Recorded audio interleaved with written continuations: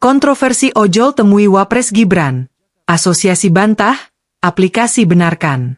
Wapres Gibran Rakabuming Raka menerima sejumlah pengemudi beratribut ojol di Istana Wapres, Minggu 31 Agustus.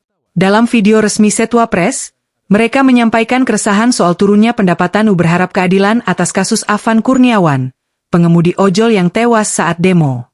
Namun, klaim itu langsung dibantah keras oleh Ketum Garda Indonesia, Raden Igun Wicaksono.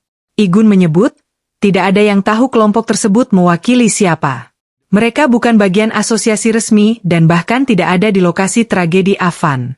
Garda menilai pertemuan itu ceroboh, karena bisa menimbulkan disinformasi seolah-olah perwakilan ojol sudah damai, padahal proses hukum Afan belum tuntas. Kami yang sejak awal mengawal kasus Afan. Jadi, ketika ada pihak tidak jelas tiba-tiba duduk bersama Wapres, publik wajar bertanya, rekayasa atau settingan, kata Igun. Garda meminta, jika Wapres ingin berdialog dengan ojol, maka libatkan asosiasi resmi, bukan pihak yang tidak jelas representasinya. Di tengah kontroversi itu, pihak aplikator akhirnya buka suara. PT Goto Gojek Tokopedia Tbk, Goto, dan Grab Indonesia membenarkan bahwa mitra mereka memang diundang dan hadir dalam dialog tersebut.